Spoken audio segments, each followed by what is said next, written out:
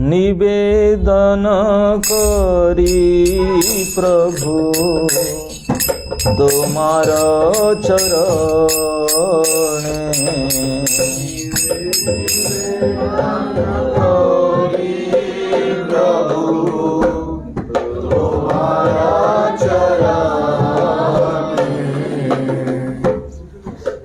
पतित अधम आमी जाने त्रिभुवने।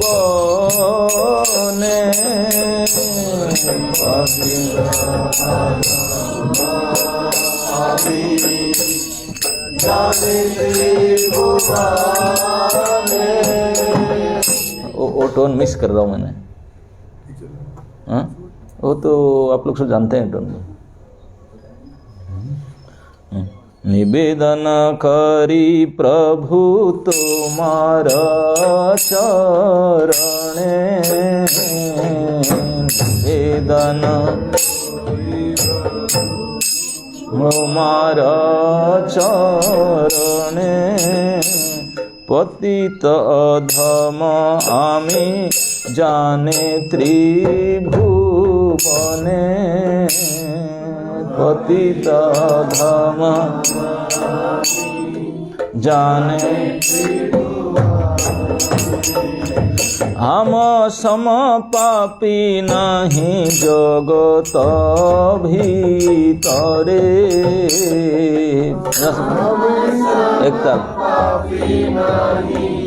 जगत भीतरे।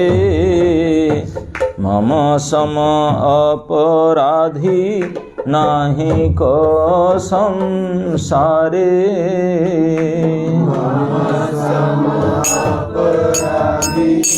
नाही को संसारे। निवेदन करी प्रभु तुम्हार चरणे।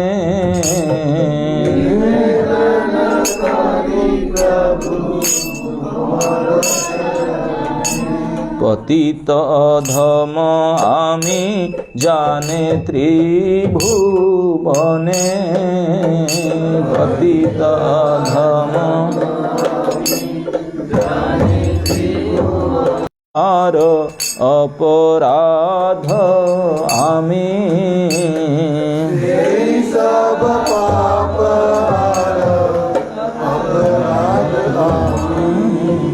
परिहारे पाई लज्जा सब जान तुमी।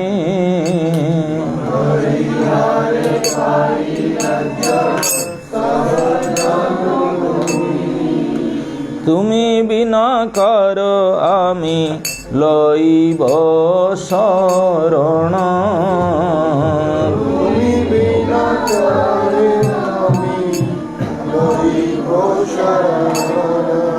तुमी सर्वेश्वरेश्वर ब्रजेन्द्र नंदन।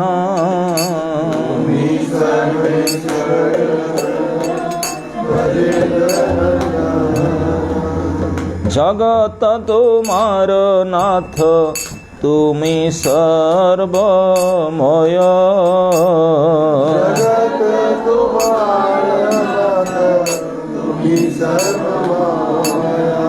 तुम प्रति अपराध तुमी कर क्षय।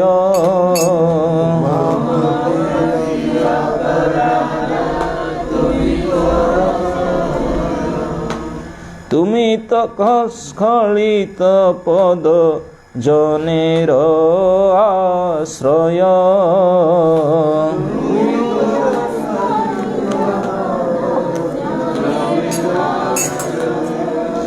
तुमी बिना आर केबा आछे दयामय।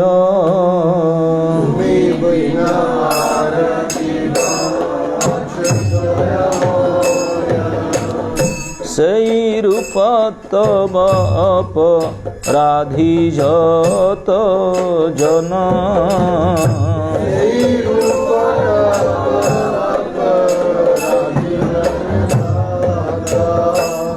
तुम তোমার শরণাগত হইবে সতত।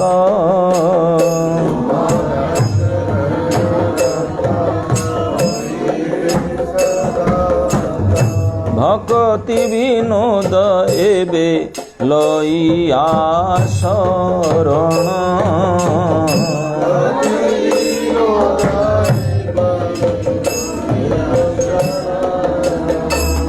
দুয়া পদে করে আজি আত্মসমর্পণ।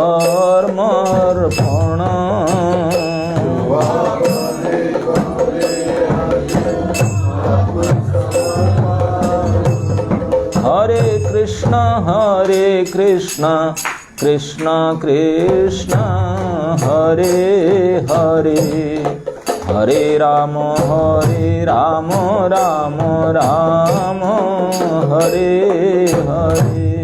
হরে কৃষ্ণ কৃষ্ণ কৃষ্ণ হরে হরে, হরে রাম हरे हरे।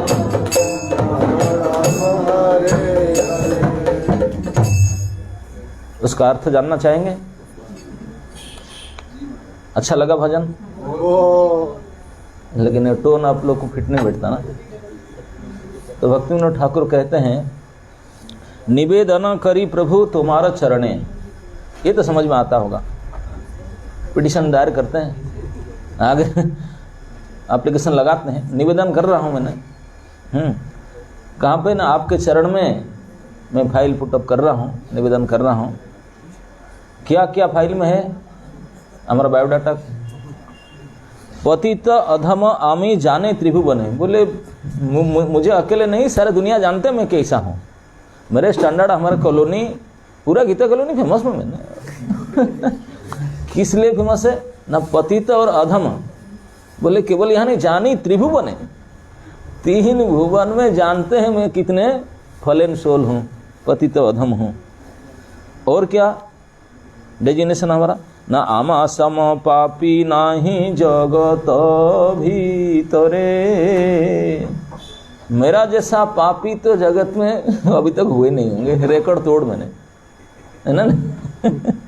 हाँ, आमा सम पापी नहीं जगत भीतरे, मम सम अपराधी नहीं का संसार। केवल पाप नहीं, अपराध भी करता हूँ। मम सम अपराधी नहीं का संसार, और मेरा समान अपराध भी संसार में कोई नहीं करने वाला है। आगे कहते हैं, सही सब पाप और अपराध अमी। बोले ये जो सब पाप और अपराध, आपको थोड़ा ध्यान देकर समझना होगा। पाप और अपराध 2 चीज़ है। हम कभी सोचते हैं पाप ही तो अपराध होता है, नहीं। पाप कुछ अलग होता है, अपराध कुछ अलग होता है। जानते हैं कोई डिफरेंस क्या है उसका? जानते? जानना चाहेंगे भी नहीं? चाहेंगे? देखिए, पाप है शास्त्र विधि के उल्लंघन करना। जो साधारण लोग लोकाचार में जो नहीं करना चाहिए उसको अगर करेंगे वो है पाप। चोरी करना, झूठ बोलना, ये जो सब बाकी अपकर्म अन्याकर्म ये सब करना, ये सब पाप है। और उस पाप के परिणाम, उसका result only related to body, शरीर के साथ संबंध है। शरीर के दुख होगा, शरीर के कष्ट मिलेगा और इसी से मिटेगा। प्रायश्चित भी शारीरिक कष्ट देकर करते हैं। ये जो लोकाचार, जो अपकर्म है, पाप कर्म है, ये जो हम करते हैं, उसको मिटने का भी ऐसे ही से मिट सकता है। बनता भी ऐसे ही से, मिटता भी ऐसे ही से। और केवल इस बाहरी जो हमारा ढक्कन है, शरीर के साथ उसका संबंध है। आया समझ में? ये पाप। अपराध ये ऐसे नहीं बनता, केवल कुछ लोकाचार को असिद्ध काम करते, ऐसे नहीं बनता। अपराध बनता है कोई गुरुजन, हरिजन और ऐसे व्यक्ति को अमान्य करना, और वो जो उपदेश दें उसको न मानना, उनके प्रति द्वेष करना, उनके साथ झगड़ा करना, माने उनके प्रति विद्वेष करना। वो मान लेते हैं। वो जब तक नहीं मानेगा, वो आपके व्यवहार के कारण वो माइंड कर लेते हैं। भले कुछ नहीं बोलते हैं, लेकिन फिर भी अगर वो माइंड कर गए, आप पता कर पाए नहीं कर पाए, दिस इज योर प्रॉब्लम, लेकिन अपराध हो गया। और वो अपराध शरीर के साथ कुछ नहीं होगा। वो अपराध होने से शरीर का प्रमोशन होता है, पोस्ट पोजीशन बढ़ता है, ये ध्यान दीजिए, अपराध के परिणाम है आपके शरीर और हुष्ट पुष्ट होगा, बीमार होने से ठीक हो जाएंगे। पाप से बीमार होना पड़ता है, अपराध करने से बीमारी ठीक हो जाएगा, पुष्ट भूषण बढ़ जाएगा, लेकिन उसकी इफेक्ट इन सोल आत्मा को बाध कर देगा, आत्मा को सुख शांति नहीं मिलेगा। अपराध, राध माने शांति, राध माने राधा रानी, तो अप हो जाएंगे। अप मतलब दूर, उप मतलब निकट कहता ना, उपमंत्री निकट है, उपवास निकट में रहना, अप मतलब दूर होना, और राध मतलब श्री राधा जी और शांति सुख दूर हो जाएगा आपसे, मतलब हृदय से आत्मा से संबंध है इस क्रिया का, इस घटना का। ऐसा समझ, that's why it is so danger. पाप तो नामाभास में ही खत्म हो जाते हैं, लेकिन अपराध ऐसे नहीं मिटता। जहाँ पे किया वहीं जाना पड़ेगा, ऑन द स्पॉट वही व्यक्ति के पास जाना पड़ेगा, उनको समझाना पड़ेगा, वो अगर मान जाए तब जा करके, नहीं तो और फिर भक्त अपराध, नाम अपराध, उससे और एक एक भयंकर होते हैं, सेवा अपराध, ऐसे कई अपराध। ऐसे अपराध सीधा उसका संपर्क आत्मा के साथ है, आया समझ में? तो इसलिए भक्तिनाथ ठाकुर कहते हैं मैं तो पाप करना भी नंबर 1, अपराध भी नंबर 1 हूँ, दोनों में रिकॉर्ड है मेरा, हाँ टप्पर हूँ। तो अभी कहते हैं सही सब पाप और अपराध आमी, बोले ये जो पाप और अपराध मैं करता हूँ डेली डेली में रिकॉर्ड है, परिहरे पाई लज्जा सब जाना तुम्हें। बोला अभी मुझे क्लास में आता हूँ गीता कॉलोनी में बुरे जन के प्रोग्राम में, तो मुझे समझ में आ रही यार बुरी होगा, बुरा आदमी हूँ, बुरा काम कर रहा हूँ, तो मैं उसको छोड़ना चाहता हूँ, लेकिन छूटता थोड़ी है, आदत बनी हुई है। बोलते सही सब पाप और अपराध को परिहारे, परिहार मतलब त्याग करने के लिए, उसको त्याग करने के लिए प्रयास करता हूँ, लेकिन लज्जा लगता है, शर्म लगता है। क्यों शर्म लगता है? लोग बोलेंगे अरे तुम ये आजकल ये खान पान छोड़ दिया, ये सादा बैल सब्जी खाने लगा, क्या हो गया आपका? अरे तू ये सोने के चेन पहनना था, सोने करके लकड़ी का माला पहन रहा है, ये हेडलाइट क्या हो गया भाई आपका? ये लेकर कब से घूमूंगा भाई, अरे कृष्ण ये क्या कर रहा है? और लज्जा लगता है मुझे, इसलिए मैं घर में रख लेता हूँ उसको। क्या करो रूम में, हाँ लगता है ना शर्म, हाँ प्रैक्टिकल है। आप लोग को कहियो का एक्सपीरियंस होगा। कोई तो यहाँ आते हैं तिलक लगा कर, हेडलाइट ऑफिस आते समय पूरा मिटा करके सीख होकर जाते हैं, है ना नहीं उसको। तो इसी को बोलते हैं यो, यद्यपि मैं चाहता हूँ कि ये अपराध और पाप से बचूं, उसको छोड़ दूं, लेकिन शर्म, क्योंकि सारे जगत में सब यही तो करते हैं। और मुझे बचने से बोले क्या हो गया, अंडा मछली मांस पान नहीं पिया तो नहीं खाता, ये क्या बन गया दिमाग का, गाय बन गया क्या, बकरी भेड़ भैंसा बन गया क्या, ये क्या कर रहा है, तूने घास फूस खा रहा है, कहते हैं ना ऐसा। हाँ बोले शर्म लगता है, मैं छोड़ना चाहता हूं, लेकिन संसार में शर्म के कारण मुझे छोड़ना पड़ता। हमारे जितने सब क्लब हाउस में परिजन सब फ्रेंड बढ़ जाते हैं, बोले क्या यार गवार मफ कहीं के कहां से आ गया ये, खाओ क्या करूं, मैं चाहता हूं उसे बचने के लिए, लेकिन वो बचने नहीं देते। अब शर्म लगता है मुझे उनके सामने में कहूं भाई मैं हरे कृष्ण में कर रहा हूं, बचना चाहता हूं, वो बोलने भी नहीं देते, मुझे करने नहीं देते। बोले ये बात आपको पता है? बोले मैं किसको कहूं, सभी परिवार सारे फैमिली वाले कॉलोनी वाले सब तो इसी लाइन में हैं। मैं बचना चाहता हूं, लेकिन प्रयास करता हूं, लेकिन हो नहीं पाता, लेकिन आपको जो पता है मैं क्या चाहता हूं। इसी को कहते हैं परिहरे पाई लज्जा, मुझे शर्म लगता है, लेकिन आप तो जानते हैं ना मैं चाहता हूं छोड़ने के लिए, शर्म आता है इसलिए छोड़ नहीं पाता हूं। बोलते आप सब जानो तुम्ही, बोले आप सब जानते हैं कि मैं सचमुच छोड़ना चाहता हूं। तुम्ही बिना कार आमी लईब शरण, बोले इसी स्थिति में मैं और किसका हेल्प मांगू, किसी का पास जाऊं, सगे संबंधी पापा मम्मी इधर उधर सब बोलते छोड़ो उसको। बोले अभी मैं चाहता हूं डिवोटी बनना, मैं किसके हेल्प लूं, इसलिए बोलते आपके बिना नोबडी कैन हेल्प मी। तुम्ही बिना कार आमी लईब शरण, आपको छोड़कर मैं किसके शेल्टर में जाऊं। तुम्ही सर्वेश्वरेश्वर ब्रजेंद्र नंदन, क्वेश्चन उठेगा भाई उनके शरण में क्यों जाएगा, और कोई नहीं है क्या?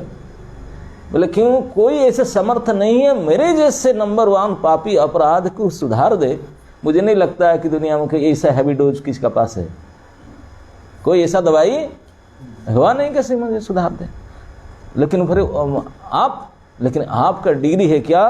तुम्हें सर्वेश्वरेश्वर, जितने ईश्वर है उनके ईश्वर के भी ईश्वर परमेश्वर सर्वेश्वरेश्वर है और ब्रजेंद्र नंदन है, राजकुमार है। आप ब्रजेंद्र नंदन सर्वेश्वरेश्वर हो, इसलिए मैं आपके शरण में चाहता हूँ। बोले क्यों? ना जगत तुम्हारा नाथ। बोले हे नाथ, मैं आपको मालिक मानता हूँ। हे नाथ, ये जगत तो आपका ही है, जगत तुम्हारा नाथ, तुम ही सर्वमय। बोले ये संपूर्ण जगत आपका है और आप ही जगत में हर स्थान में हर जगह में प्रकट है ना? नहीं, ऐसा कोई जगह है जहाँ भगवान का प्रेजेंस ना हो, किसी समय या किसी स्थान?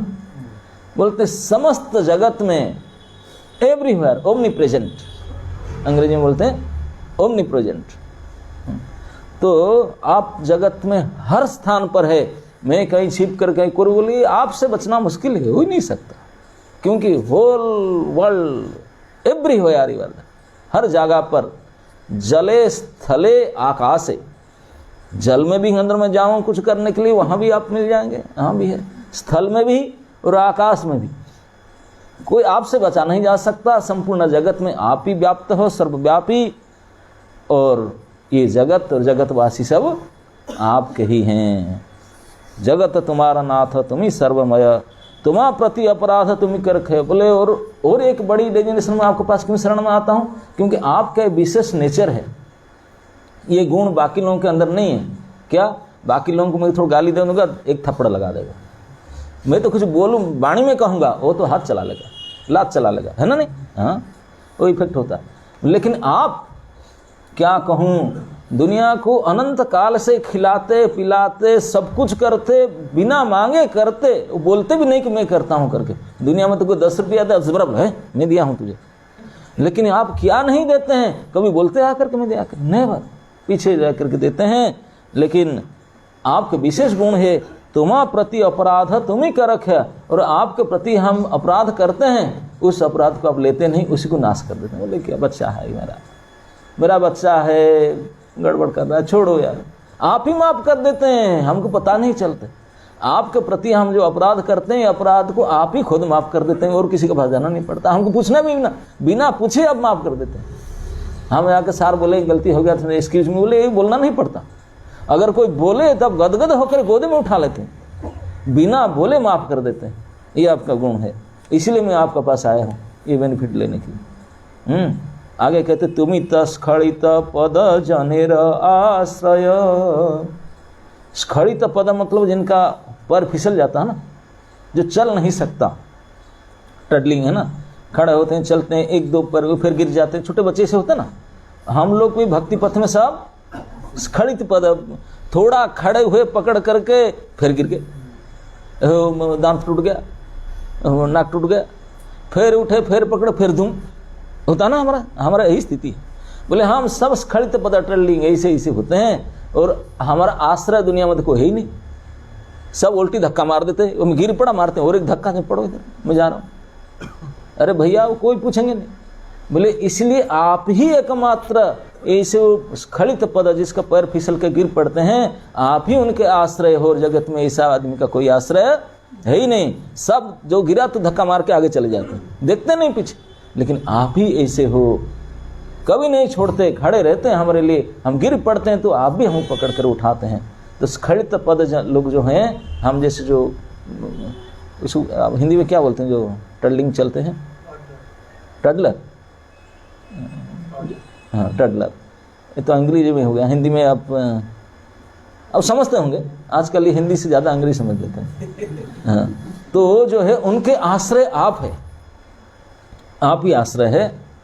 तुम्हें बिना आरा के बा अच्छे दयामय। और फिर और एक क्वालिटी बताते, बोले आपके बिना इस संसार में कोई इतना दयामय है ही नहीं। दया नाम सब कहते हैं, दया निधि नाम भी लेते हैं, दया सागर भी नाम लेते हैं, लेकिन दया का द अक्षर भी नहीं होता। पता नहीं कहाँ कैसे नया नाम ले लेते हैं ना, नहीं। हाँ, लेकिन आप दयामय है। मय प्रत्यय लगने से अर्थ बन जाता है क्या, कि आपके नख से सिख तक केवल दया ही दया भरा हुआ है। आपके इंग्रेडिएंट्स ओनली दया, बाकी किसी बने ही नहीं। दयामय जिसे कहते हैं ये लोकमय जलमय हो गया। जलमय मतलब तो बोले जल ही जल हो गया और कुछ है ही नहीं जल के अलावा। तो दयामय मतलब आपके अंदर दया ही दया है और कुछ है ही नहीं दया के अलावा। तो मैं आपके पास ना और किसके पास जाऊं? तुम बिना आर के बा आछे दयामय, सही रूप तब अपराधी जन जत।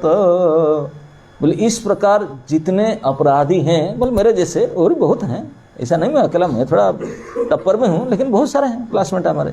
हाँ, तो ये जितने अपराधी जन है इस प्रकार सब अल्टीमेटली आपके शरण जब आएंगे वो बच सकते हैं। सततः हमेशा और किसी का आशा छोड़ करके केवल आपके शरण में आए तो उनका उद्धार हो सकता है।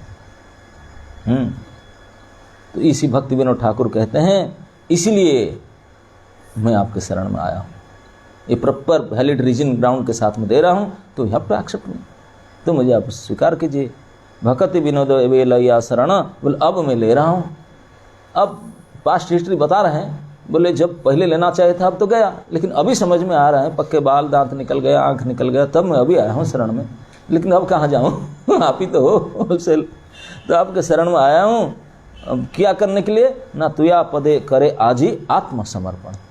अब आपके शरण में आकर आत्मसमर्पण करता हूँ। बोले क्यों? क्योंकि घर वाले भी निकाल दिए, गवर्नमेंट भी प्राइवेट निकाल दिया, रिटायर हो जाता ना। बोले अभी 70 के ऊपर हो गया, कोई नहीं पसंद करते हैं, गुड फॉर नथिंग, यूजलेस। तो इसलिए अभी आपके यूज में आ गया कोई यूज नहीं करते हैं। तो इसलिए प्रभु आप दयामय हो, आप मुझे स्वीकार कर लो। मेरा कैंडिडेटशिप, मेरा जो बायोडाटा दिखा है ये सब है। कुछ भी करने के लिए नहीं, बैठ नहीं पाता हूँ, बैठने के लिए इशारा चाहिए, खड़े होने के लिए कोई खड़ा कराना चाहिए, कुछ नहीं कर सकता। सारे जब मैं था बल वयस कुछ करने का था, सब मस्ती किया, पाप अपराध किया, अभी गुड फॉर नथिंग, कुछ भी नहीं कर सकता हूँ। तो इसलिए आपका पास पाए, आप मेंटेनेंस देंगे, चलाएंगे हमको अभी आप समर्पण आपके पास करना आया है ना, नहीं? अच्छा एप्लीकेशन तो इस प्रकार ये सब भजन को बहुत मनन योग्य है, चिंतन योग्य है ना, नहीं? ठाकुर भक्ति में उधर लिखे हो उनके लिए नहीं, वो इसे नहीं थे, ये हम जैसे सब 100% भी फिटिंग लगता है ना, नहीं? पूरे मेल खाता है चलिए हम अपना प्रसंग पर चलते हैं। तो कल हम ये चर्चा कर रहे थे कि बलि महाराज अपने गुरु शुक्राचार्य भृगुवंशी ब्राह्मण को, केवल शुक्राचार्य नहीं, उनके पूरे सगे संबंधी पूरे ब्राह्मण कॉलोनी जितना थे सभी को तन मन धन से खूब सेवा प्रशंसा करके, उनको सेवा करके उनको रिझा चुके हैं, है ना, नहीं? बिल्कुल प्रसन्न कर चुके हैं। और इससे खुश होकर के गुरु शुक्राचार्य आंड पार्टी सारे भृगुवंशी ब्राह्मण लोग ने, जो बड़े बड़े वेदज्ञ थे, वो बोले बेटा आपके लिए हम विश्वजित यज्ञ करेंगे, तू चाहता है ना? जितने हम करते हैं देखो।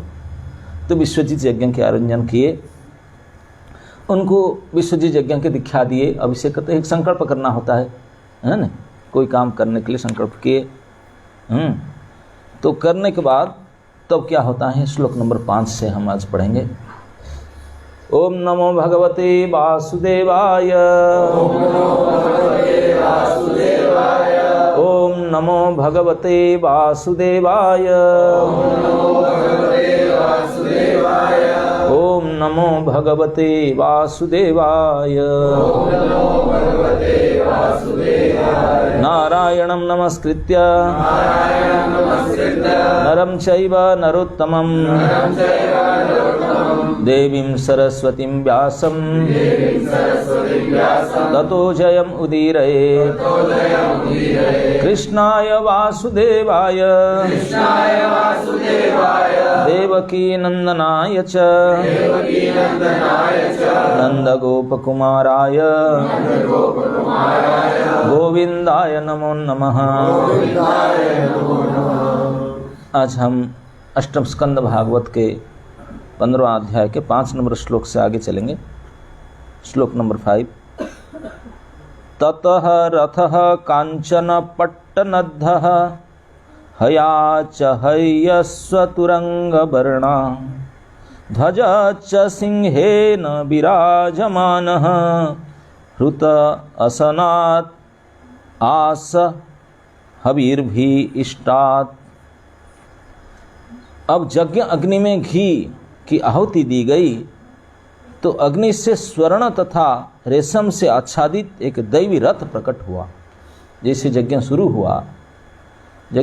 हुआ तो स्वाहा विश्वजित यज्ञ के सफल हो स्वाहा जैसे आहुति देने लगे, इसकी बोलते हैं जब यज्ञ पर घी की आहुति देने लगे मंत्र पाठ करके, तब क्या हुआ ना से अग्नि की लपट से यज्ञ कुंड से एक बिल्कुल गोल्डन, ये फाइबर की ये एल्युमिनियम ये आयरन लोहे फोहे नहीं है जंक लगे मन वाला, बिल्कुल अग्नि से रेशम से आच्छादित स्वर्ण, एक तो गोल्डन है और उसके ऊपर रेशम की कपड़ा, रेशम कपड़ा समझते ना, दिल्ली वाले समझते होंगे। स्वर्ण के गाड़ी था, गोल्डन कार, उसके ऊपर रेशम की कपड़ा ढांका हुआ था, कवर होकर आया था। और ये क्या था ना, एक रथ, रथ मतलब कार समझो। तो कार जो गोल्डन में बना हुआ था, एवरीथिंग टप टू बॉटम सोने से बना हुआ था और रेशम की कपड़ा से ढांका हुआ था, उस यज्ञ की लपट से प्रकट हो। देखिए आग से भी कपड़ा उतरता है लेकिन जलता नहीं है, ये विशेष है, ये यज्ञ की देन है। रेशम की वस्त्र से ढांका हुआ रथ निकला, और खाली रथ नहीं था, और उसके साथ घोड़े भी निकले। कैसे घोड़े? न इंद्र के घोड़े जैसे थे। इंद्र के घोड़े हरित वर्ण के होते हैं, ग्रीन कलर के घोड़े इंद्र का होता है, तो वो भी एग्जैक्टली ग्रीन कलर घोड़े निकले यहाँ से। इंद्र घोड़े जैसे घोड़े निकले, और एक रथ के ऊपर एक झंडा ध्वजा जिसमें सिंह की चिन्ह था, लायन स्टाम्प लगा हुआ सिंह चिन्हित एक ध्वजा निकला। तो ये तो पहले निकला ये माल, उसको देख करके बोली महाराज तो खुश होंगे, बैठे थे ना पति पत्नी, खुश हुए। बोलते इतना नहीं, और भी निकलने लगा माल। जैसे फिर आहुति चढ़ाए फिर निकलने लगा, क्या धनुष्च दिव्यं पुरुटोपनद्धम। बोलते हैं कि इस यज्ञ अग्नि से एक गोल्डन, सब सोने का, यहाँ कोई एल्युमिनियम फैल्युमिनियम का कचड़ा पट्टी का काम ही नहीं है। उस यज्ञ अग्नि से एक सोनेरा धनुष, गोल्डन धनु। आजकल धनुष अब देखते नहीं, अब गन जो भी सो अस्त्र से सोने का धनुष निकला। और केवल धनुष नहीं, अच्युत बाण से युक्त 2 तरकस, उसको बोलते हैं अक्षय तुणीर। तुणीर समझते ना, धनुष के साथ जो एरो, उसको बाण बोलते हैं। वो बाण के स्टक जहाँ रहता है, वो ऐसे ऐसे स्टक होता है जिसमें जितने निकालो खत्म ही नहीं होगा, अक्षय कभी नहीं खत्म होगा। तो ऐसे ऐसे 2 सेट डाले, कितने भी बाण निकालो, कितने हजारों संख्या में निकालो, फिर भी 1000 भर जाएगा। ये होता था पहले जमाने में, ऐसे ऐसे बक्स, जो मर्जी जितने निकालो, लेकिन वो कभी खत्म नहीं होगा, वो अब से बनते रहेगा, उनके अंदर ही प्रोड्यूस होता है। ये केस ऐसा था, वो एरो का केस ऐसा था, वो अपने आप बन करके तैयार हो जाता है। जैसे निकाला फटाक से 1 मिनट में फिर तैयार। इसको बोलते अक्षय तुणीर, प्रभुपाद ने अच्युत बाण से युक्त तरकस, वो भी निकला वहां से। और केवल इतने दिव्य कवच, कवच जानते ना क्या होता है? आजकल तो नरसिंह कवच पहनते हैं, एक छोटा सा ताबीज, उसको बोलते हैं कवच। अरे ये कवच नहीं, हो ताबीज। कवच होता है पूरे शरीर को बाण के घाव से बचाने के लिए, मार से बचाने के लिए, प्रोटेक्शन। आजकल एक बुलेट प्रूफ, हाँ अभी समझ में आएंगे, बुलेट प्रूफ। अरे हेलमेट, ये हेड प्रूफ, ये जो प्रूफ, जो एक्सीडेंट प्रूफ जो करते हैं ना, वही होता है कवच, जिसमें बाण लगे, मार पड़े, वो आपको लगेगा ना, घायल नहीं हो सकते। तो बिल्कुल मोटे, बहुत थिक, कितने 10-11 केजी वाला, वो सोने का, वो लोहे का नहीं है, जंग लग जाए, नहीं नहीं नहीं, बिल्कुल प्योर सोने का हाई थिक में वो कवच। उसको बांधो तो मशीन गन भी चलाओ जाएगा नहीं अंदर, आग बाण धनुष कुछ नहीं काम करेगा। अभेद्य कवच बोलते हैं उसको, भेद नहीं हो सकता इतने मोटा। और बोलेंगे हाथ पे से के चलेंगे, उसके अंदर कब्जा फिट होगा, सब पूरे शरीर में बांध देंगे आग पैर पर, तो कितने भी लगे शरीर तो चलेगा, लेकिन कुछ आपको प्रोटेक्टेड रहेंगे, वो आपको क्षति नहीं पहुंचा सकता। तो इसलिए अभेद्य कवच बोलते हैं। तो ये कवच भी निकला, देखिए यज्ञ से कोई बाजार से लाकर ऑर्डर देकर खरीद कर नहीं लाते हैं, सारे वहीं से निकला, क्योंकि ये यज्ञ का विधि है, इनको विश्व विजय करना है। तो विश्व विजित करने के लिए जो सब मटेरियल सब चाहिए ना, सब सामग्री, तो इसी सामग्री एक एक करके यज्ञ की आहुति से निकल रहा है, यज्ञ मंडप से निकल रहा है। बोलते हैं कि अक्षय तर्कस, गोल्डन धनुष और अभेद्य कवच भी प्रकट हुआ। तब क्या हुआ, जैसे ये सब आ गया, बलि महाराज उठाकर फटाफट पहन लिए, रथ तो गाड़ी रेडी कर दिए, अब कवच पहन लिए, धनुष और तर्कस बांध लिए। जब रेडी हो गए सब पहन करके यज्ञ से निकला, तब बलि महाराज के पितामह दादाजी वो भी बैठे थे यज्ञ में, वीआईपी सीट में बैठे थे उन्होंने, दादाजी। तो उन्होंने खुश होकर के आया, बोले बेटा शाबाश, मेरे तरफ से मैं देता हूँ। वो भगवान नरसिंह देव को एवरी डे फ्रेश माला बना करके ऑफरिंग करते हैं, और वो माला ये यहाँ से ये मुरझा हुआ फूल का माला नहीं है, खरीद के ले आए। वो माला कैसा था, कभी ना मुरझाने वाले, नेवर एवर, लेकिन प्लास्टिक हमारा होता है कभी न मुरझाने वाले। हम लोग यहाँ पे माला पहना देते हैं, गीता भवन मंदिर में जाओ, ओ सैकड़ों साल तक मुरझाएगा नहीं, ये प्लास्टिक का है, गंध नहीं, नहीं कुछ नहीं, आग लगाने से मेल्ट हो जाएगा।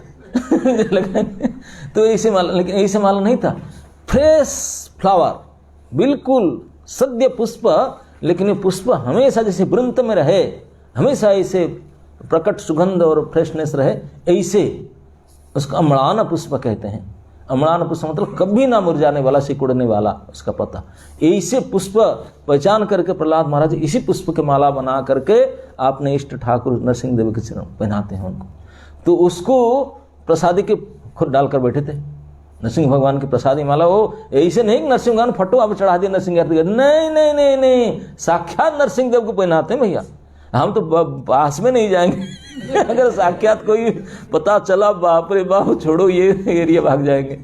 लेकिन प्रहलाद महाराज उनके साथ उनका संबंध है, तो उनको पहनाते। वो प्रसादी माला प्रहलाद महाराज पहनकर वो भी वीआईपी सीट में बैठे थे। जब देखे कि ये सब प्रकट हुआ, बलि महाराज को पहन करके बिल्कुल रेडी हो रहे, तब खुशी से प्रहलाद महाराज आए, दादाजी आ करके जो कभी ना मुरझाने वाला फूल की माला जा करके उनके गला में पहना दे। बोले बेटा ये माला पहना, देखा ये जय माल है, क्या नाम उसका, जय माल्य। उसको पहनने से पराजय हो ही नहीं सकता, ये माले का ऐसा कमाल है, ये जय माल्य है, उसको पहनने से जययुक्त होना ही होना है। ये ठाकुर जी के प्रसाद जय माल्य है, उसको मैं पहना दिया। बोले अब तो जय होगा ही, मैं मेरे तरफ से आशीर्वाद दिए और ठाकुर जी के जय माला पहना दिए। तब गुरु जी बैठे तो बोले मैं भी तो कुछ दूं। तब गुरु शुक्राचार्य ने बोले बेटा देख कितने सफल हो रहा है, मेरे तरफ से मैं दे रहा हूं। क्या बोले, जल से प्रकट होने वाले जो जल शंख, एक शंख दीजिए बजाने वाला। बोले शंख दे। बोले ये शंख बजाओ, ये सीटी बजाने से लोग जो आपके शत्रु है ऐसे ही उनका हार्ट फेल हो जाएगा, उनका हार्ट अटैक ऐसे ही हो जाएगा ये सीटी मारने से। हम लोग तो शंख नहीं दे सीटी जानते हैं, जो मंदिर में आते हैं वो शंख पहचानते हैं, बाकी जगह वालों को शंख वो जानते ही नहीं। बाकी जो तथाकथित दुनिया में समाज में जो मंदिर होता है वह शंख भी नहीं रखते, नहीं। वो इस्कन मंदिर में जाने से शंख बजना सुनाई पड़ता है, वो दिखाई पड़ता है, बाकी जगह तो होता ही। जो भी पुराना मंदिर में जाओ, बहुत प्राचीन, बहुत ऑथेंटिक प्रामाणिक मंदिर, वहाँ भी शंख नहीं मिलेगा। सब काम चलाने में करते हैं, दिखा कर कौन ही सब प्रोसेस फॉलो करता है।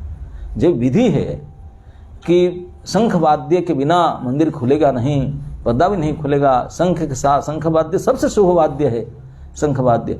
तो इसलिए भगवान की पूजा में शंख वाद्य, शंख, घंटा, तुरी, घंटी, ये सब विधि है। लेकिन चैतन्य चरितामृत में एक प्यार आता है, जब श्री चैतन्य महाप्रभु से 500 साल पहले की बात है, 500-125 साल पहले महाप्रभु जब मंदिर में आना चाहते थे, बोले मंदिर का कैसे पता चलेगा मंदिर खुला कि नहीं। कविराज गोस्वामी लिखे पानी शंख वाद्य सुनी, पानी शंख, पानी माने जल, वो समुद्र में तो यहाँ शंख बहुत मिलता है। बोले वो शंख बजाते हैं, पूरी मंदिर में बजता था शंख, इसलिए लिखा है पानी शंख वाद्य महाप्रभु सुनते थे, शंख बजा तो बोलते मंदिर खुल गया, चलो दौड़ कर चलते हैं। हम जैसे ब्रह्मचर्य आश्रम रहते हैं इसका मंदिर में शंख बजने से पहले पहुंचना होता, नहीं तो एब्सेंट लग जाएगा। तो शंख बजता है नहीं स्क्रीन खुलने से पहले, तो उसके बाद शंख बजेगा, फिर आरती का शुरुआत हो। तो भगवान चैतन्य महाप्रभु जो पुरी में रहते थे तभी भी मंदिर से शंख बजता था, उस शंख का साउंड सुन करके महाप्रभु भी आते थे। बोले पानी शंख बजा, पानी शंख मतलब वही पानी से निकला हुआ जो शंख, वो शंख बजता था। लेकिन आजकल आप जाते हैं मंदिर में, कोई शंख देखते ही नहीं, बजता ही नहीं, कुछ नहीं होता। ये सब प्रामाणिक मंदिर है, चाहे आप बालाजी चले जाओ, चाहे पद्मनाभ चले जाओ, जगन्नाथ जी चले जाओ, राधा रमण चले जाओ, कोई कहीं भी चले जाओ, पुराने जो बिल्कुल पक्के पक्के मंदिर हैं, कहीं भी सिस्टम फ्लो नहीं। बड़े मुश्किल से आरती करेंगे, अगरबत्ती भैरव दिखाएंगे, सीधा घी बत्ती दिखाते हैं, दैट्स इट। भाई पंच उपचार होता है, 5 प्रकार की वस्तु के द्वारा भगवान को देना। कोई 10उपचार होता है, 16उपचार होता है, ये विधि है। कभी 5, कभी 7, कभी 10, कभी 16, ये सब आइटम देना। कुछ भी नहीं आइटम है, दिखा दे बस, इसको हम जानते हैं आरती देखा, आरती देखा, अरे आरती आगे पीछे कुछ तो होता है, कुछ नहीं जानते। ये तो प्रभुपाद जी के विशेष दया है, उन्होंने हमको करके दिखाया, हम कर रहे हैं और सीख रहे हैं उसको। नहीं तो दुनिया में जितने सब बड़े घमंड करके चलते हैं, हम इतने पुराने इसी वंश के हैं। अरे देखो तो वंश में क्या जानता तुमने? शंख दे, शंख बजाना पड़ता है क्या? मुंह में लगा फू फा करेंगे, थूक निकलेगा, बजेगा ही नहीं, क्योंकि है ही नहीं ये सब पूजा में। ये प्रभुपाद जी के विशेष दया के हम लोग सीख पाते हैं। यही वैदिक नियम है, पुराना जमाना में होता था, लेकिन आजकल शॉर्टकट मार के चलते हैं, कोई ये सब करना नहीं चाहते, समझते। तो इसलिए शुक्राचार्य वो प्रकांड वेद विद्वान पंडित है, उन्होंने शंख दिए।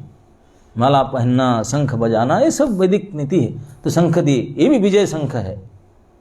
आप गीता में देखते हैं जो लड़ाई होने से पहले सब शंख बजाने नहीं, उनके तरफ से भीष्म द्रोणा और वो बजाने लगे, और उसको सुनकर के जवाब में पंचजन्यं ऋषिकेशम देवदत्तं धनंजय, वो अपने अपने शंख का नाम भी हुआ करता था। ऐसा नहीं है जैसे आपका गाड़ी का नाम होता है, वो शंख का भी नाम होता है, हर एक शंख का नाम होता है।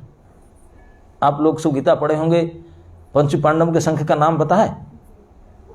कितने बता सकते हैं? कितने शंख का नाम बता सकते हैं? पहले चैप्टर का बात है।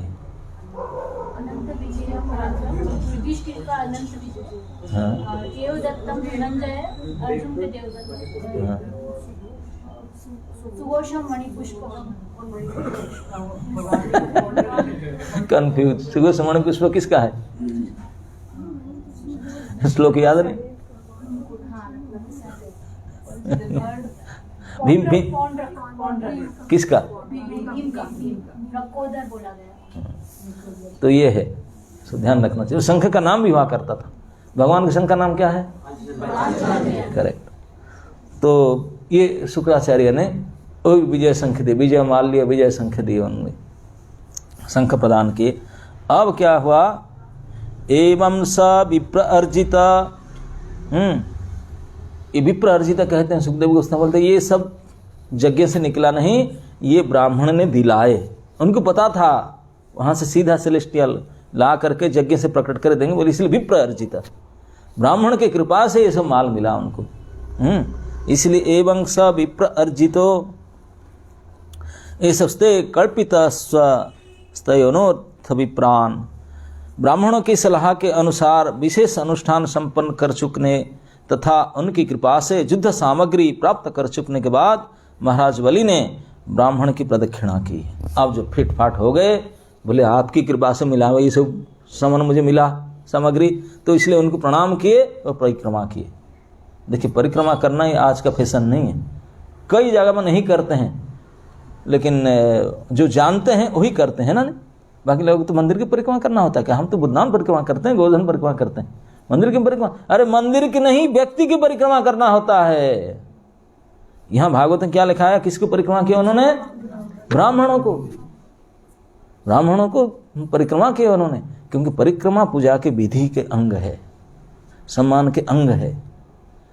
आप 7वां स्कंद भागवत में आता है, जब कयादु को लेकर के इंद्रदेव छीन के ले जा रहे थे मारने के लिए, है ना? नहीं बोले जूनियर हिरण्यकशिपु है उसके अंदर, लेकिन वो गर्भपात नहीं करना चाहते थे, बोले नहीं बच्चा पैदा होगा मारूंगा।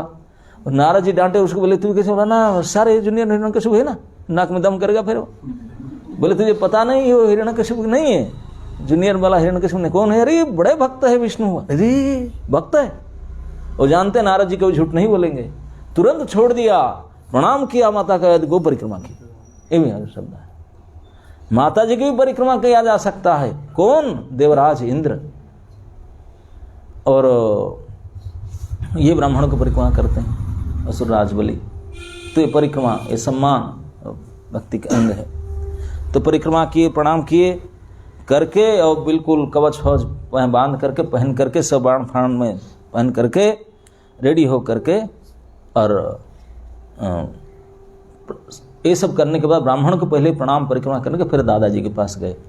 प्रहलाद महाराज को जाके विशेष प्रणाम किया। बोले दादाजी, वो तो बिल्कुल गले में लेकर के आशीर्वाद दिए होंगे ना, दादाजी का प्रेम थोड़ा विशेष होता। तो उनके पास जाके उनके आशीर्वाद लिए प्रहलाद महाराज से। तब बोले अथा रूह रथंग दिव्यंग भृगुदत्तं महारथ। और उसके बाद में गाड़ियाँ बैठे जाना शुरू किए। तब शुक्राचार्य द्वारा दिए गए रथ पर सवार होकर सुंदर माला से विभूषित बलि महाराज ने अपने शरीर में सुरक्षा कवच धारण किया और अपने को बाणों से सज्जित किया, और एक तलवार तथा वो तरकस को बांध करके जब वे रथ में आसन ग्रहण कर चुके, तो सुनहरे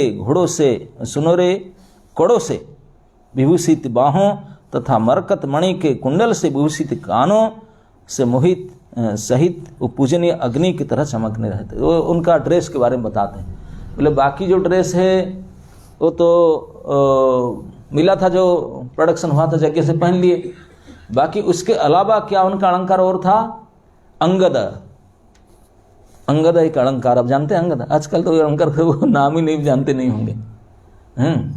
जैसे आप लोग यहाँ पहनते हैं उसको बोलते हैं कड़ा, कंकण। ये कलाई में पहना जाता है। बाजू में जो बांधते हैं उसके अंगद, है ना? आप लोग क्या बोलते हैं उसको? बाजू बंद। हाँ, उसी का नाम है अंगद। और वो उनका महाराज बलि के बाहु था, कम से कम उसका हमारा पूरा शरीर के नाप से भी और ज़्यादा होगा। ऐसे उनका वजन था। और उसी में मोटा, बिल्कुल सलीड सोने में मोटा अंगद लगाए थे, चमकता हुआ। और मरकत मणि से कुंडल पहने से, कान में मरकत मणि से युक्त कुंडल पहने थे, हाथ में बाजूबंद या अंगद, और कलाई से कड़ा और माला ऐसा पहन करके जैसे अग्नि के जैसा लपट निकल ऐसे चमक रहे थे। जब रथ में बैठ गए ऐसे भी फिटिंग लग रहे थे। जब वे अपने सैनिकों तथा असुर नायकों के समेत एकत्र हुए, जो बल ऐश्वर्य और सुंदरता में उन्हीं के समान थे, तो ऐसा लग रहा था मानो वे आकाश को निगल जाएंगे और अपनी दृष्टि से सारी दिशाओं को जला देंगे। इस तरह असुर सैनिकों को एकत्र करके बलि महाराज ने इंद्र की ऐश्वर्यमयी राजधानी के लिए कुछ किया। दरअसल ऐसा लग रहा था मानो वे संसार, मानो सारे जगत को कंपायमान कर देंगे। और प्रशासन शुरू किए, उसका वर्णन करते। वो तो मैन रेडी थे महाराज बलि, अपने बिल्कुल अभी जो यज्ञ से निकला, आँख से निकला, गोल्डन रात, गोल्डन ड्रेस, सब कुछ गोल्डन, बिल्कुल चमक रहे थे आग की तरह। बोले वो अकेले नहीं गए, उनके जो बड़े बड़े और रथी महारथी सब थे। अब कहते हैं एक होता है पदातिक वाहिनी, जो नीचे चल करके लड़ाई करता है, वो पदाति सज्ज होते हैं। उसके ऊपर रथ में बैठकर जो लड़ते हैं उनको कहा जाता है रथी। एक रथ में बढ़ने वाला सैकड़ों पदातिक को सामना कर सकता है, वो उनको कुछ नहीं मानेगा उनको, क्योंकि रथ में चढ़ता है, वो भाग सकता है, वो नीचे रथी हो। और उसके ऊपर है कि महारथी, वो हजारों रथी और 10-10 हजारों पदातिक को सामने कर देगा, मानेगा नहीं, ओह महारथी। और उसके ऊपर रहते अतिरथी, वो तो अनगिनत रथियों और उनको कोई हिसाब कोई नहीं, इनको सामना करने वाला एक अकेले। तो ऐसे ऐसे बलि महाराज के सब सेनापति थे, महारथी अतिरथी गण थे, और वो लोग भी सब यज्ञ में बैठे थे। जब वो बैठे उनके पार्टी के लोग सारे बैठेंगे ना, नहीं उनके पार्टी के जितने सब लोग थे उनके पीछे सब बैठे थे, और सबको भी कुछ ना कुछ माल मिला, और सब पहन करके इस माल को बिल्कुल ऐसे ही थे। और जब बलि महाराज को देखे उनके नेता को ऐसे बलशाली, इतने विजय चीज से पात्र, सब जोश में आ गए। जोश में आकर के पूरे भरोसा था कि इस बार तो हम जीतेंगे ही जीतेंगे। फुल जोश में आकर के ऐसे प्रशासन शुरू किए, सब अपना अपने गाड़ी में जब बैठ करके ऐसे दिखाई पड़ रहा था। सुखदेव गोस्वामी देख करके बोलते हैं, जब उन्होंने कुछ शुरू किए, कुछ मतलब जब मार्चिंग शुरू किए, मार्चन, ऐसा लग रहा था माना जगत को कंपमान करेंगे, बिल्कुल जगत कंप रहा था। उनके रथ और घोड़े और वाणी की जो आवाज़ निकाल रहा था, और कैसे लग रहा था बोलेंगे, उनके आँख से दृष्टि, आँख से ऐसे दिखाई पड़ रहे थे जैसे सारे दिशाओं को पी जाएंगे, जला डालेंगे, आकाश को निगल जाएंगे। कितने ओज शक्ति, कितना उनका पास पावर होगा। सुखदेव गोस्वामी बोलते हैं उनको लगता था सारा आकाश को पी डालेंगे उन्होंने, दिशाओं को जला डालेंगे, इतने पावरफुल लग रहे थे सारे सोल्जर के साथ बलि महाराज। तो ऐसे उनको, इसका कहने का मतलब, इससे आप लोग समझ गए होंगे भाई जीतेंगे ही जीतेंगे।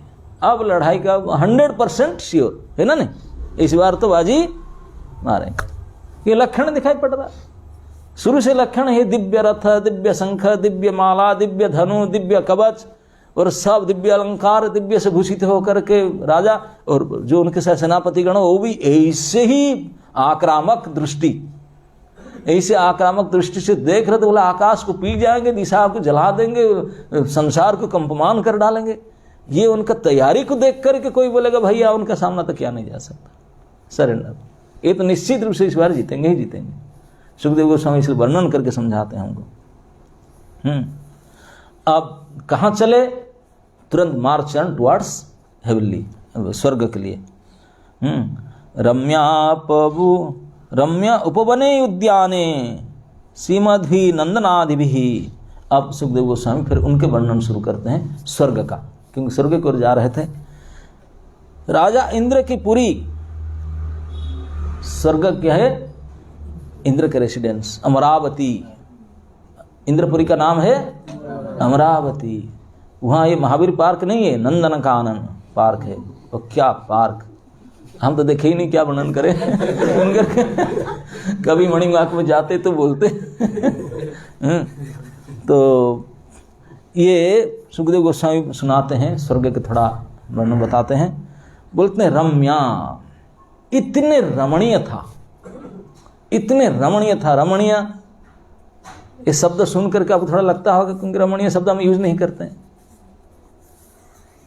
रमणीय मतलब रमाने वाले, बोल जाते हैं रम गया, वो तो रम गया कहते ना ऐसे। उसका मतलब क्या समझते, रम गया मतलब इतने खो गया, इसने इतने आनंद प्राप्त करता है कि उसी में रम गया। तो किस में रम गया, कोई इस रमणीय वस्तु होते हुए इसमें रमना पड़ता है। अति सुंदर भाने वाले, बिल्कुल आपको आकर्षित करने वाले, हर प्रकार से आपको आनंद प्रदान करने वाले, देखने में, छूने में, गंध में, शब्द स्पर्श रूप रस गंध, हर एक प्रकार से इतने सुंदरता भरा पड़ा है। तो इसलिए बोलते रमणीय, रमने युक्त, रमने लायक है।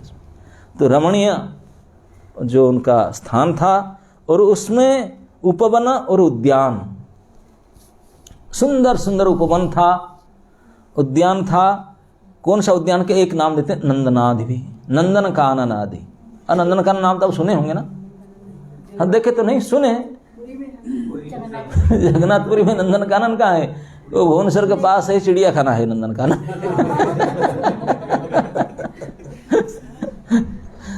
चिड़िया खाना बटन निकल गया, नाम दे दिए नंदन कानन। कहाँ देखेंगे नंदन कानन, वो सुन करके यहीं से दे दिए नाम, और क्या करें, ये नाम का बदनामी है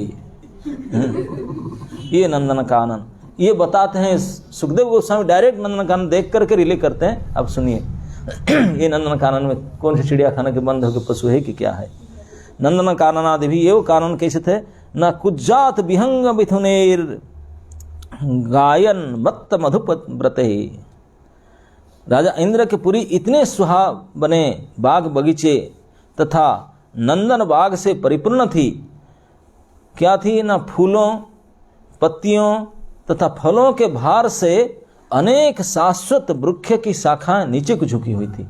शाश्वत कहने का मतलब है कभी ऐसा नहीं कि सीजन खत्म हुआ अभी नहीं मिलता यार। अभी आम मिलता क्या, नहीं, ठुंठे आम के पेड़ खड़े हैं।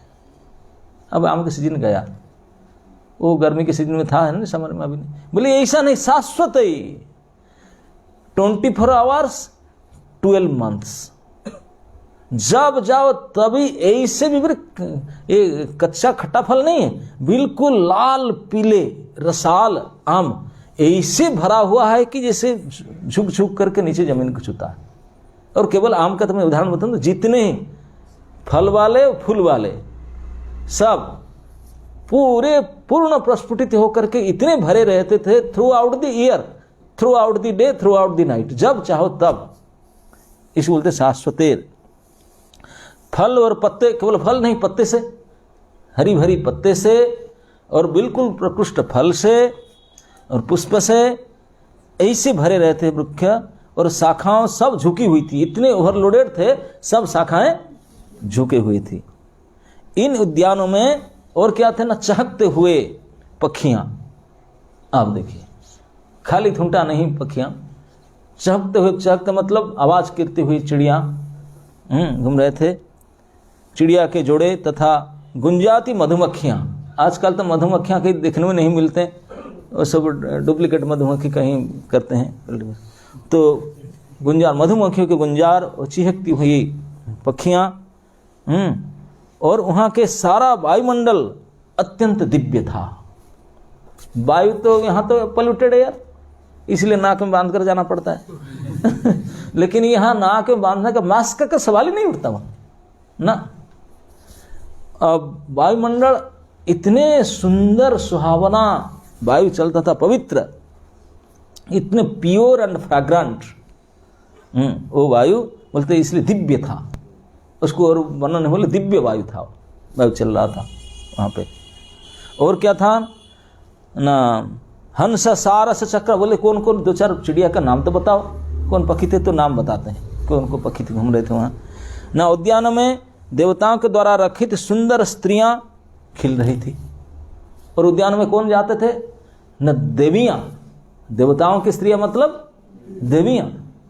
देवियां सुंदर सुंदर स्त्रियां खेलती थी, वो खेलती थी। जेंट्स नहीं थे, लेडीज ज़्यादा थे, वो खेलते थे। जिनके कमल ताल हंसो सारसो, और वो खेलते थे। वो उद्यान में सरोवर था, वहाँ सब क्या था, और एक तो लेडीज खेलती थी, ब्यूटीफुल लेडीज, और तालाब में कमल, प्रस्फुटित कमल था, और हंस घूम रहे थे, हंस सारस चक्रवाको तथा बतख जैसे भरे हुए थे। मतलब ये तो उद्यान के वर्णन के ऊपर में कुछ तालाब भी हुआ करता, तालाब को क्या बोलते हैं, पंड्स, हाँ, सरोवर भी होता था। सरोवर में प्रस्फुटित कमल और पूरे कमल फूली भरे हुए थे, और हंस तैर रहे थे। हंस सारस चक्रवाक और बतख, उनमें से हमारा एक्सपीरियंस केवल बतख के साथ है, बाकी कोई नहीं जानते सारस होता है कि इसे हंस भी नहीं जानते। हम हंस जिसको कहते हैं वो सारे बतख ही है, हाँ, हाइब्रिड बतख को हंस बोलते हैं हम लोग, नहीं वो हंस नहीं है। तो लेकिन वहाँ हंस चक्रवाक सारस और बतख भी थे। आप बतख और हंस में डिफरेंस क्या बता दूं, जानते हैं आपने? हाँ, ये तो सुनी सुनाई, मतलब आके जालिए दूध समझा, यहाँ थोड़ी दूध लेकर दिया के पानी अलग करो तो पार्क में हंस खेल रहे हैं, यहाँ दूध कहाँ से आएगा? तो कैसे पहचानेंगे? दूध लेकर दिखाऊं तभी पहचानो। 2 लीटर दूध लेकर जाना पड़े पहचानने के लिए? नहीं, उनका नॉर्मल पहचान हंस के है। दे विल नेवर एवर ईट कचड़ा, मतलब वो जो आमिष प्राणी जो जल के सामों के जड़ जंतु है ना, बतख वही खाता ना। बतख वेजिटेरियन नहीं है, लेकिन हंस is pure vegetarian, pure vegetarian, never ever कचड़ा खाएगा। वो केवल पद्म पुष्प के अंदर जो केसर उसको खाएगा, लिली फ्लावर के अंदर वो खाएगा, और शुद्ध जल में रहेगा, थोड़ा गंदली हो जाने से नहीं जाएगा ना। ये उनका नेचर होता है। इससे पहचान होता है कि हंससार है ना। नहीं हाँ, ऐसे गंद में नहीं जाएंगे। प्योर वेजिटेरियन होते हैं वो, पूरे पद्मराग को खाते हैं उन्होंने। हाँ, और वो बाकी बतके वो नहीं खाएंगे उसको, वो तो गंडा सम का मतलब होता है ना, जैसे वो कीचड़ मिचड़ उसको खाते हैं। तो इस प्रकार हंस थे बहुत सारे, और सारस, चक्रवाक और बतख भी थे। मतलब बतख भी जरूरत होते हैं, क्योंकि क्लीन करने के लिए पानी में तो कई फैसेज बन जाता ना, उस सब म्यूनसिपैलिटी डिपार्टमेंट वाले ये सुअर बतख रखते हैं, क्लीनर है उसको क्लीन करने के लिए। बाकी क्लीनिंग हो जाने के बाद जो सुंदरता वो सब हंस, सारस आदि उनसे ये सब भरे हुए थे। और क्या था न आकाश गंगया दिव्या ब्रूतांग परीक्षा भूतया। वह पुरी, वो जो सिटी था इंद्रपुरी अमरावती, आकाश गंगा नाम का गंगा जल से भरी हुई खाइयों द्वारा, खाई समझते ना, एक प्रकार नदी समझो, नदी आकाश गंगा, मंदाकिनी गंगा के एक धारा, मंदाकिनी धारा। टाइम हो रहा है, इस लोग लास्ट कर देते। तो मंदाकिनी गंगा चारों तरफ सिटी का बह रहा था, पूरा सिटी के चारों तरफ मंदाकिनी गंगा, आकाश गंगा चारों तरफ बह रहा था। और क्या था, तथा अग्नि जैसे रंग वाली एक अत्यंत ऊंची दीवार से घिरी हुई थी, और बाउंड्री वाल भी था। वो बाउंड्री वाल ईट सीमेंट पत्थर के नहीं बना हुआ था, थर्ड क्लास आइटम से, ये जंक चीज से नहीं बना था। बोलते हैं कि मोल्टेन गोल्ड का था, 22 कैरेट वाला। बोले आग जैसे लपट लग रहा था, ऐसे दिखाई पड़ रहा था कलर उसका। ऐसे अग्नि जैसे रंग वाले अत्यंत ऊंची सॉलिड गोल्ड का बाउंड्री वाल था, बहुत हाई बाउंड्री वाल, और उसके चारों तरफ गंगा बहती थी, पूरे सिटी के अराउंड दी सिटी गंगा बहती थी। और इस दीवार पर, वो दीवार पर स्थान स्थान में लड़ाई करने के लिए दीवार में सब मुड़ेर बने हुए। मुड़ेर समझते ना क्या होता है, वो गन फन रखे, सीट बैठे, जैसे चौकीदार का छोटा घर बनता है सो ऐसे घर बना हुआ था, ऐसे था, बिल्कुल वेल प्रोटेक्टेड था। तो इस प्रकार बाउंड्री वाल से युक्त आकाश मंदाकिनी के द्वारा परिवृत, और ऐसे था बाहर से। और अंदर तो बताया कि उद्यान कैसे, पक्षी कैसे, स्त्रियां कैसे घूमते, सब इस प्रकार। अभी आगे फिर स्वर्ग के वर्णन शाम के सेशन में देखेंगे, है ना। हरे कृष्ण।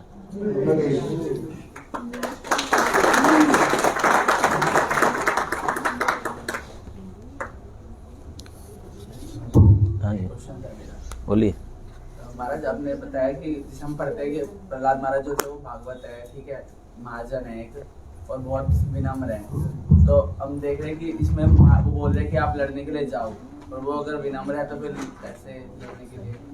हाँ, ये प्रश्न आपने पहले भी कई लोग पूछते हैं कि प्रहलाद महाराज भाई जेंटलमैन है ना, पर दुखे दुखी है, भक्तों के सारे गुण से भरे हुए हैं, लेकिन वो फिर कैसे ये कि लिखिए, ये सब गुण प्रहलाद महाराज में हैं, ये होते हुए भी ये प्योर ब्रीड दैत्य है।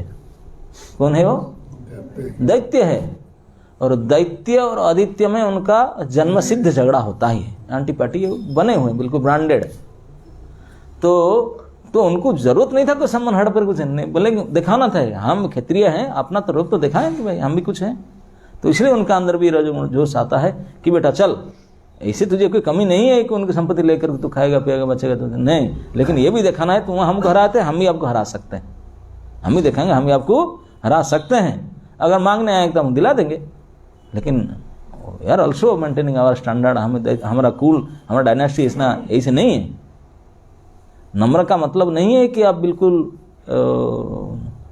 इस हो जाओ, नहीं, जहाँ नम्र होना चाहिए वह नम्र रहना चाहिए। तो इसलिए प्रहलाद महाराज भी अपने सहजात गुण जो है उसके साथ में, बलि महाराज भी, उनको कोई स्वर्ग के देखे ना, वो तपस्या आदि कर रहे थे, पूजा आदि कर रहे थे, उनको भोग की इच्छा नहीं था, लेकिन फिर भी अपना प्रतिष्ठा दिखाने के लिए, प्रतिष्ठा स्थापन करने के लिए जाते हैं, है ना।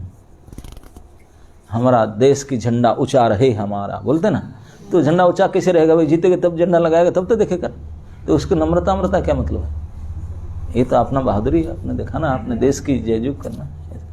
तो इसलिए अपने असुर कुल, अपने दैत्य कुल का विजय घोषित करने के लिए चलना है। हमको ये नाक से काटे थे, हम भी उनका कटवा कर देखा है। ये ओके, यस।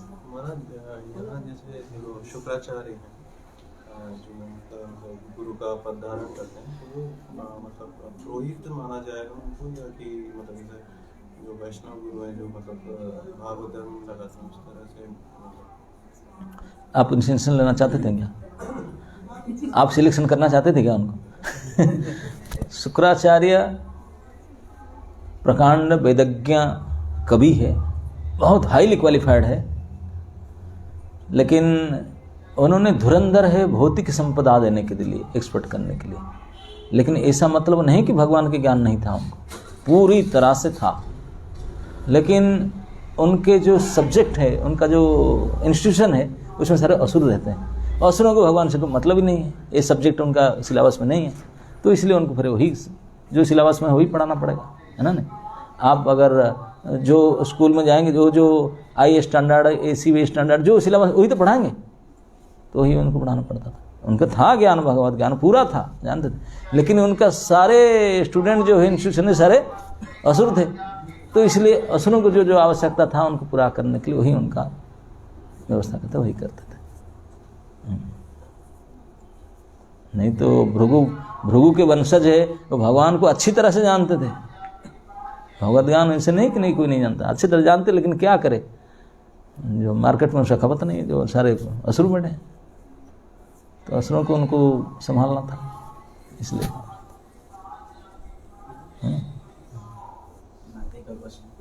जैसे शुक्राचार्य और बृहस्पति में कोई रिलेशनशिप, दीति और अदिति जो है वो वो ये असुर गुरु है, वो सुर गुरु है। और जब लड़ाई होता था, ऐसे भी कभी कभी पुराण में वर्णन आता है, जब कभी लड़ाई होता है देवता और असुर का, देवताओं की तरफ से बृहस्पति भी जाते हैं, गुरुजी अपना गाड़ी लेकर जाते हैं लड़ने के लिए, उनके तरफ से असुरों के गुरुजी आते हैं, दोनों का भीड़ होता है, दोनों अपने आप से भिड़ते हैं, गुरुजी की मैच होता है।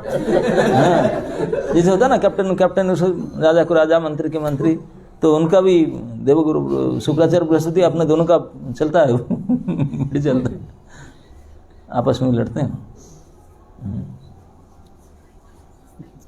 उनका कंपटीशन चलता रहता है। यस, जैसे आपने बताया कि दादाजी जो पिता प्रहलाद महाराज अभी हैं और बलि महाराज उनसे आशीर्वाद ले रहे हैं, तो प्रहलाद महाराज तो भगवान के भक्त हैं, पर फिर भी वो बलि महाराज असुर बने और उनसे लड़ रहे हैं, ऐसा तो मतलब क्या दादा ने अपने पोते को ऐसा कुछ? वही प्रश्न को उत्तर शायद मैं अभी दिया, आप बाहर चले गए थे शायद। तो ठीक है, भक्त है, भक्ति भाव है, सारे नम्रता आदि गुण सारे अंदर उनमें है, लेकिन अपने जाति, अपने पहचान, अपने गांव, अपने घर, अपने वंश परंपरा का शान भी रखना, ये भी कर्तव्य था उनका। और वो बलि करना चाह रहे थे, क्योंकि हरा दिए थे उन्होंने, बोले हम हारने वाले थोड़ी हैं, हम भी शानदार असुर कुल हैं, हम भी अपना दिखाएंगे रोग, तो इसलिए बोले जाओ बेटा। ओके, समय हो चुका है आप लोग का। हरे कृष्ण।